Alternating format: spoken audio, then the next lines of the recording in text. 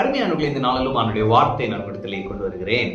Esther 9:1 வசனம் சொல்லுகிறது, ராஜாவின் வார்த்தையின்படியும் அவனுடைய கட்டளையின்படியும் செய்யப்படுகிறதற்கு ஆதார் மாதம் என்கிற 12ஆம் மாதம் 13ஆம் தேதியிலே யூதரின் பகைஞர் அவர்களை மேற்கொள்ளலாம் என்று நம்பினார்களே, அந்நாளிலே தானே யூதரானவர்கள் தங்கள் பகைஞரை மேற்கொள்ளும்படிக்கு காரியம் மாறுதலாய் முடிந்தது.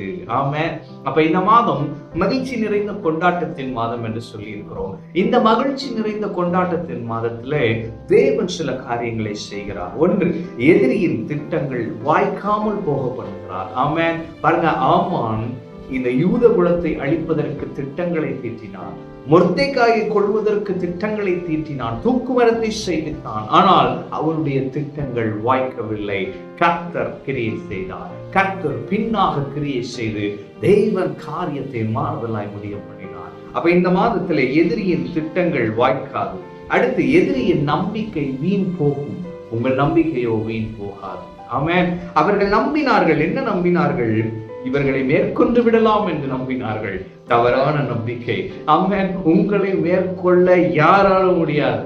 ஆமென். நீங்கள் எல்லாவற்றையும் எல்லா சூழ்நிலையும் மேற்கொள்ளுகிறவர்களாக இருக்கிறீர்கள். கர்த்தர் உங்களை மேற்கொள்ளுகிறவர்களாக வைத்திருக்கிறார். எனவே எதிரியின் எண்ணங்கள், எதிரியின் நம்பிக்கை வீண் போகும்.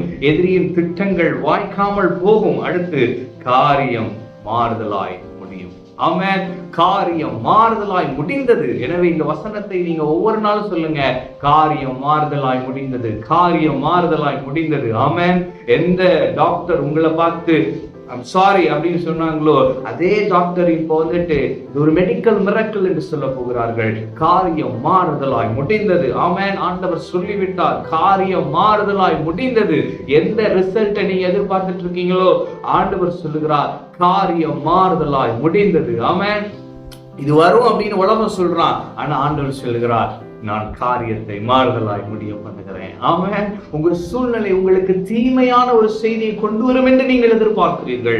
ஆனால் உள்ளுக்குள்ளாக ஒரு விசுவாசம் இருக்கிறது, இந்த காரியம் மாறும், ஆண்டவர் செய்வார். ஆண்டவர் சொல்லுகிறார், காரியம் மாறுதலாய் முடியும். ஆமென். அப்ப எதிரியின் திட்டங்கள் வாய்க்காது, எதிரியின் நம்பிக்கை வீண் போகும், காரியம் மாறுதலாய் முடியும். கர்த்தர் உங்களை மகிழ்ச்சியாக்குவார். ஆமென். கர்த்தர் உங்களோடு இருக்கிறார். கர்த்தர் உங்களை ஆசீர்வதிப்பார்.